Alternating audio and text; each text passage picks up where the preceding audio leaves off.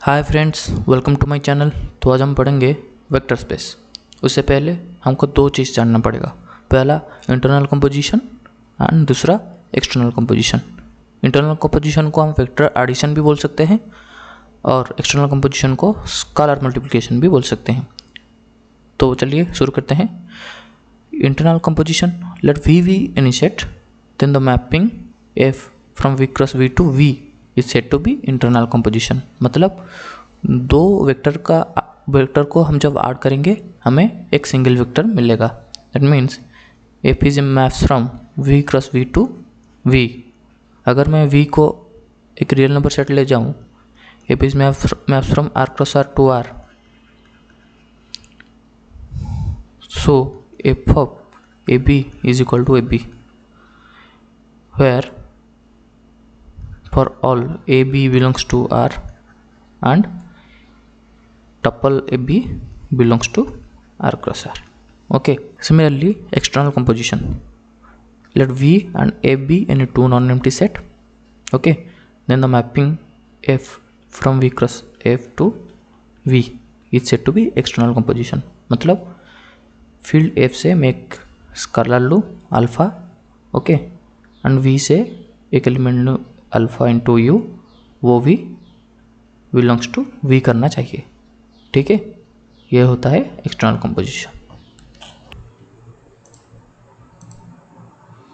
Next, vector space. Let V be a non empty set and F be the scalar field, then V is said to be vector space over field F if following properties are satisfied. First property क्या है? V plus is abelian group. अच्छा, abelian group क्या है? उससे पहले हमें group क्या है जानना पड़ेगा। ठीक है, व्हाट इज ग्रुप? ग्रुप होने के लिए पहले एक नॉन एम्प्टी सेट G लो और एक बाइनरी ऑपरेटर लो। इसको हम अलजेब्रिक स्ट्रक्चर भी बोलते हैं, अलजेब्रिक स्ट्रक्चर। ठीक है, इस अलजेब्रिक स्ट्रक्चर को हम ग्रुप कहेंगे अगर ये चार प्रॉपर्टी सेटिस्फाई करेगा। पहला क्या? क्लोजर,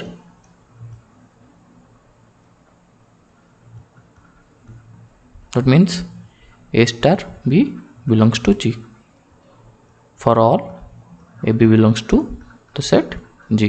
ठीक है। Second, associativity.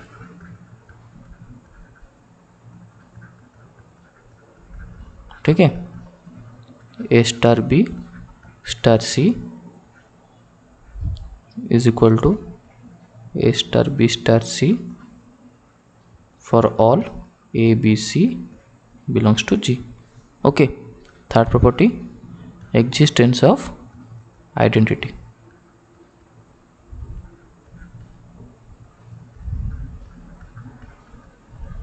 ओके, इसका मतलब there exist an element E belongs to G such that A star E is equal to E star A is equal to A, where A belongs to G. Last property, existence of inverse.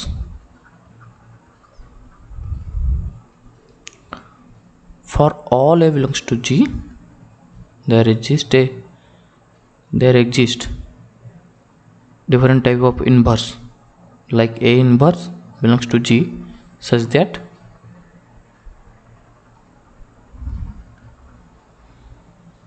okay, A inverse star A is equal to E। Group के हर एक element के लिए एक एक inverse exist करेगा। Okay, तो ये algebraic structure अगर ये चार प्रॉपर्टी सेटिस्फाई कर जाएगा तो ये ग्रुप होगा। अगर ये ग्रुप हुआ एंड और एक property that is commutative property satisfy करा हुआ, ठीक है, A star B is equal to B star A, ये प्रॉपर्टी सेटिस्फाई किया तो वो हो जाएगा हमारा अबेलियन ग्रुप। ओके, यहाँ पर दिया हुआ V प्लस अबेलियन ग्रुप होना चाहिए। Second, external composition well defined होना चाहिए। ठीक है, इसका मतलब फील्ड से एक एलिमेंट लो और वेक्टर से, सेट ऑफ वेक्टर से एक एलिमेंट लो, उनका scalar multiplication set of vectors को बिलोंग करना चाहिए। Third property, alpha of U plus B is equal to alpha U plus alpha V, alpha plus beta into U is equal to alpha U plus beta U, alpha beta into U is equal to alpha into beta U, 1 into U is equal to U, where 1 is unity of field, field में तो identity field में तो unity रहेगा, and U belongs to V. Okay, ये 5 property जो abelian group वाली, उसके साथ ये 5 प्रॉपर्टी, कुल मिलाकर 10 प्रॉपर्टी अगर सेटिस्फाई करेगा तो वो वेक्टर स्पेस होगा। ठीक है, नेक्स्ट हम जब वेरियस टाइप का एग्जाम्पल सॉल्व करेंगे, इतना सारे प्रॉपर्टी हमको चेक नहीं करना पड़ेगा, सिर्फ ये 2 प्रॉपर्टी चेक करेंगे। क्या? अबिलियन ग्रुप वाली प्रॉपर्टी एंड एक्सटर्नल कंपोजिशन वाली प्रॉपर्टी। ये 2 प्रॉपर्टी अगर सेटिस्फाई कर जाता है तो वो वेक्टर स्पेस हो जाएगा। ठीक है, तो चलिए फ्रेंड्स कुछ एग्जाम्पल करते हैं। पहला एग्जाम्पल, R ओवर R, यहाँ पर फील्ड रियल नंबर है एंड सेट ऑफ वेक्टर्स भी रियल नंबर है। ठीक है, तो इसे वेक्टर स्पेस होने के लिए 2 प्रॉपर्टी चेक करना पड़ेगा फर्स्ट। क्या? पहला प्रॉपर्टी क्या है? R प्लस अबिलियन ग्रुप होना चाहिए। ठीक है, तो अबिलियन ग्रुप के लिए फर्स्ट क्लोजर लो सेटिस्फाई करना चाहिए। ठीक है, फर्स्ट क्लोजर लो ये क्या कहता है कि रियल नंबर से कोई भी 2 एलिमेंट लो, A and B belongs to real number, उनका एडिशन हमेशा रियल नंबर पे बिलोंग करेगा। ठीक है, सेकेंड, एसोसिएटिविटी, वैसे ही कोई 3 एलिमेंट लो। ठीक है, ये प्रॉपर्टी भी सेटिस्फाई करेगी। Okay, third, identity. आइडेंटिटी के लिए हमें रियल नंबर से 0 मिलेगा। ठीक है, 0 belongs to R, 0 is the additive identity. Okay, जो कोई भी एलिमेंट रियल नंबर से लो उसको 0 के साथ ऐड करो, हमें वही रियल नंबर मिलेगा। नेक्स्ट, इनवर्स, जो कोई भी एलिमेंट रियल नंबर से ले जाओ ए, उसका इनवर्स मिल जाएगा minus A is equal to 0। ठीक है, और ये कम्यूटेटिव प्रॉपर्टी भी सेटिस्फाई करेगा। सो R चारों प्रॉपर्टी सेटिस्फाई कर रहा है, उसके साथ कम्यूटेटिव प्रॉपर्टी भी सेटिस्फाई कर रहा है। तो ये हो गया हमारा abelian group. Next, external composition define होना चाहिए। ठीक है, मतलब एक फील्ड से एक एलिमेंट लो alpha belongs to R and set of vector से एक एलिमेंट लो U बिलोंग्स टू R, उनका स्केलर मल्टीप्लिकेशन R में बिलोंग करना चाहिए। ठीक है, होगा, इसमें कोई प्रॉब्लम नहीं है, ये हो जाएगा। तो ये दोनों ही प्रॉपर्टी सेटिस्फाई कर रहा है। यहाँ पर हमारा vector space R over R हो गया। Okay, next R over Q देखते हैं। Q यहाँ पर फील्ड है। ठीक है, तो पहला प्रॉपर्टी सेटिस्फाई करना चाहिए R प्लस अबिलियन ग्रुप, हमने प्रीवियसली चेक किया। ओके, सेकंड प्रॉपर्टी चेक करना पड़ेगा, क्या? External function, sorry external composition well defined होना चाहिए। मतलब F is map from R cross Q to R, right. तो एक एलिमेंट ले जाओ alpha belongs to Q, okay, and एक एलिमेंट ले जाओ U belongs to R. So alpha U belongs to R होना चाहिए। क्यू से जो को भी एलिमेंट लो, मैं लेता हूँ 2/3, ठीक है। और आर से जो कोई भी एलिमेंट लो, मैं लेता हूँ √2। इसका प्रोडक्ट आर में बिलोंग कर जाएगा, कोई बात नहीं, ठीक है। मगर अगर मैं क्यू ओवर आर लूँ, ठीक है, इसमें क्यू प्लस तो अबिलन ग्रुप हो जाएगा, इसमें कोई दिक्कत नहीं। क्यों? क्यों? ये सबसेट है आर प्लस का, तो ये अबिलन ग्रुप हो जाएगा, राइट। पर यहाँ पर एक्सटर्नल कंपोजिशन वेल डिफाइंड नहीं होगा। कैसे? देखो, मैं आर से इरेशनल नंबर लेता हूँ √2 इंटू क्यू से एक नंबर लेता हूँ 1/2, तो ये हो जाएगा 1/√2, कोई चीज़ नॉट बिलोंग्स टू क्यू। तो क्यू ओवर आर हमारा वेक्टर स्पेस नहीं होगा। ओके, देखो यहाँ पर हमें क्या डिफरेंट देखने को मिलता है। ओके, यहाँ पर ये जो फील्ड इससे छोटा होना चाहिए और इक्वल होना चाहिए, तभी यह वेक्टर स्पेस होता है। यहाँ पर ये field vector space set of vector से बड़ा हो रहा है, okay, Q subset of R हो रहा है, तो ये हमारा वेक्टर स्पेस नहीं हुआ, ठीक है। आर ओवर जेड, ओके, यहाँ पर फील्ड जेड है, ठीक है, ये वेक्टर स्पेस होगा कि नहीं? यहाँ पर देखो, ये जेड फील्ड नहीं होगा, क्योंकि फील्ड का प्रॉपर्टी कहता है कि every element of field has its inverse, हर एक एलिमेंट का इन्वर्स होना चाहिए। अगर मैं यहाँ पर ले जाऊँ z से 2 बिलोंग्स टू z, ओके, तो इसका इन्वर्स क्या आएगा with respect to multiplication 1/2, but ये z में बिलोंग्स नहीं कर रहा है, तो ये फील्ड नहीं है, तो ये वेक्टर स्पेस भी नहीं है, right. Then next example, Q cross R cross C over Q, इसमें किस टाइप का एलिमेंट होगा? ABC, such that A belongs to Q, B belongs to R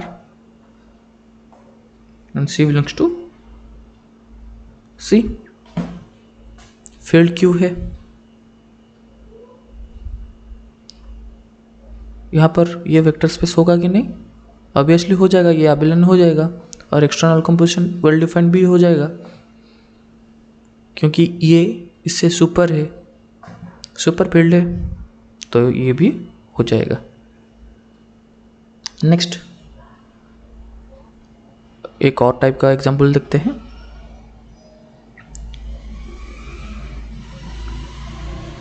set of all matrices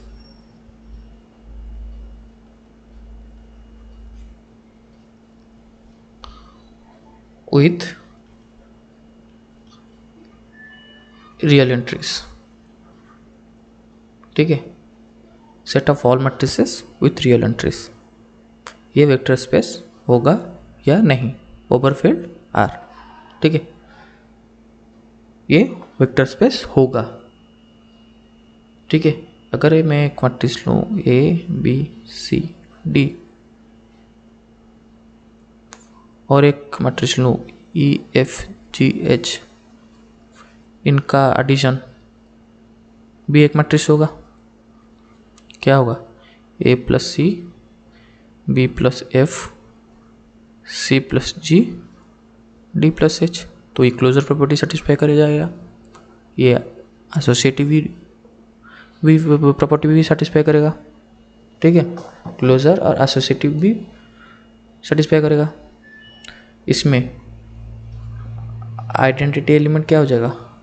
ये है आइडेंटिटी मैट्रिक्स। ओके, इनवर्स के लिए हम ये ले सकते हैं। तो ये ग्रुप हो गया। उसके साथ मैं अगर एक मैट्रिक्स लूँ और एक मैट्रिक्स बी लूँ, उनका addition is equal to B+A।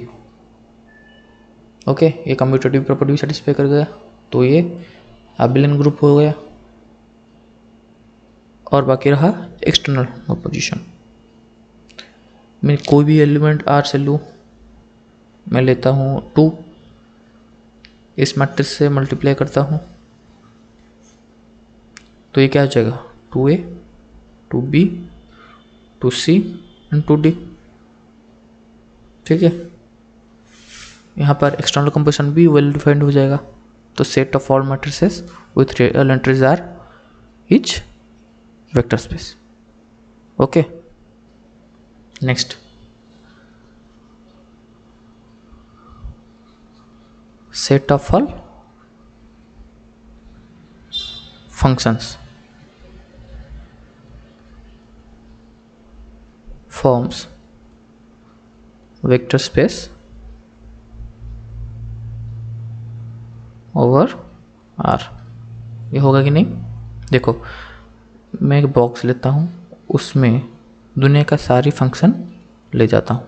ठीक है, तो देखो, इसमें एक फंक्शन लेता हूँ f(x) और एक फंक्शन लेता हूँ g(x), इनका एडिशन भी एक फंक्शन होगा। तो ये क्लोजर प्रॉपर्टी सेटिस्फाई कर गया, एसोसिएटिविटी भी सेटिस्फाई कर जाएगा। ठीक है, ये f(x) प्लस 0 हो जाएगा, कांस्टेंट फंक्शन। ठीक है, तो ये हमारा आइडेंटिटी मिल गया। इनवर्स के लिए f(x) माइनस f(x) भी मिल गया, ये हो जाएगा हमारा इनवर्स एलिमेंट। ठीक है, और commit f(x) plus g(x) is equal to g(x) plus f(x), तो ये कम्यूटेटिव भी हो गया। तो ये हो गया हमारा अबेलियन ग्रुप। ठीक है, और सेकंड एक्सटर्नल कंपोजिशन। ठीक है, मैं एक एलिमेंट लेता हूँ √2 बिलोंग्स टू R और फंक्शन लेता हूँ f(x), तो √2 into f(x) is also a function. ठीक है, तो ये set of all functions forms vector space over R।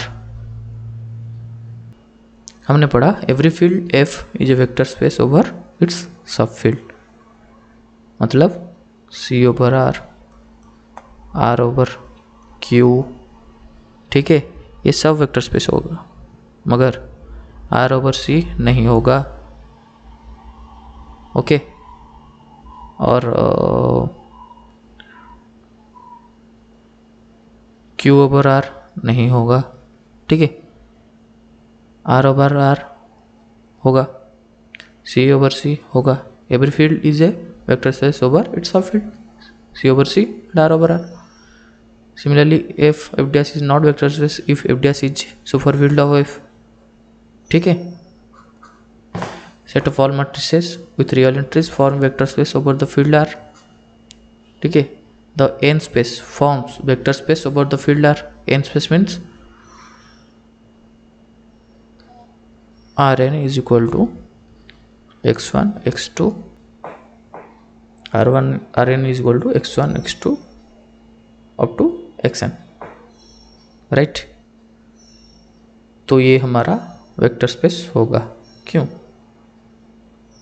External composition भी वेल डिफाइंड यहाँ पर होगा, क्योंकि जो कोई भी एलिमेंट में आर से लो,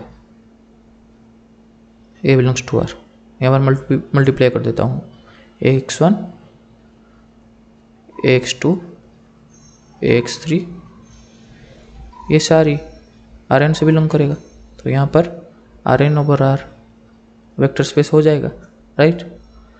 set of all functions forms vector space over field R. The collection of set of all polynomials forms vector space over field R. ठीक है।